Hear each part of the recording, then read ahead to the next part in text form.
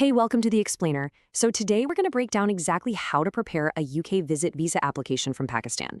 And we're doing this with some amazing insights from a discussion arranged by Mr. Kamran, the CEO of the well-known Lahore-based consultancy UK Visa Pro. We're going to make this whole thing a lot less complicated. So, if you're dreaming of that trip to London or maybe a family reunion in Birmingham, chances are you're feeling a bit like this. It can feel like total chaos, right?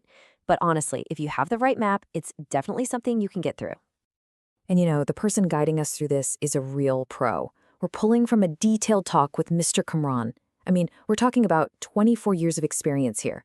He's helped thousands and thousands of Pakistani applicants get this done successfully. Okay, let's get right into it. The first thing you've got to do, before anything else, is really understand the specific challenge that applicants from Pakistan are up against. So, get this. According to official UK Home Office data, the success rate for visitor visas from Pakistan is somewhere between just 35 and 55%. That number right there, it tells you everything you need to know about why every single detail in your application is so important. And this chart, wow, this is where it really hits home. You see that 35 to 55% for Pakistan, and then you look at the global average, which is up at 77%. Big difference, right? It just shows you why an application from Pakistan has to be absolutely rock solid. So that brings us to the most important question, really. How do you convince the person reading your application that you are a genuine visitor? It all comes down to two key things, two main pillars of a strong application. This right here, this is the question your entire application is trying to answer. What does genuine visitor even mean to a UK visa officer? What are they actually looking for? And here's the answer, laid out plain and simple. It's not just about saying you want to visit. It's about proving, with evidence, that your life, your whole world, is back in Pakistan. Your job, your family, the property you own, those are the anchors that show you have every intention of coming home. Okay, so once you've made it clear you're coming back, there's the next big hurdle you have to clear, proving you can actually afford the trip without needing any help from the UK system. The magic word here is consistency. A visa officer needs to see a stable, predictable financial picture. If a huge chunk of money suddenly appears in your account a week before you apply, that is a huge red flag. And remember, if you have a sponsor in the UK, the same rules apply to them. They need to show clear, consistent financial proof too.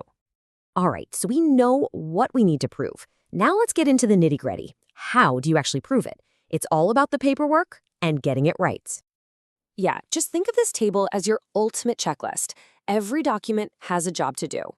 But here's a pro tip, and it's super important. Look at that last column.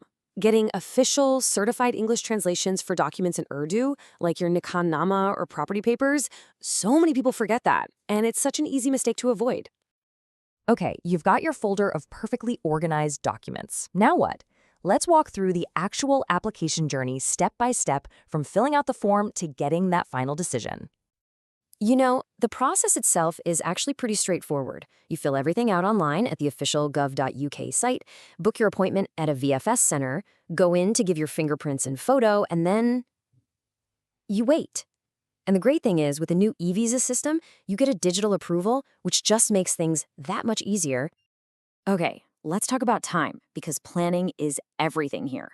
The standard way can take 3 to 6 weeks, which can feel like forever.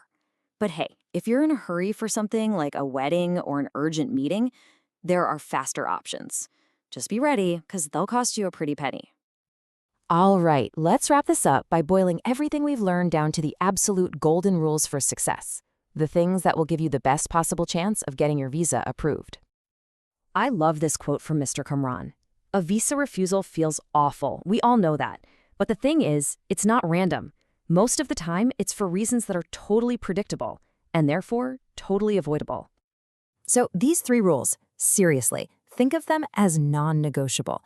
That cover letter is your one chance to speak directly to the visa officer and tell your story. Don't book anything you can't get a refund on. It's just not worth the risk.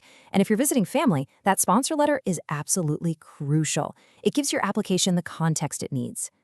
So, after going through all of this, all the steps, the documents, the things that can go wrong, you might be thinking, wow, maybe getting a little help with this isn't such a bad idea.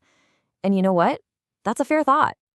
Look, if you want to make absolutely sure your application is rock solid and you're not falling into any of those common traps, the expert behind our guide today, Mr. Kamran and his team at UK Visa Pro are there to help. But whichever way you decide to go, just remember, being careful and prepared is everything.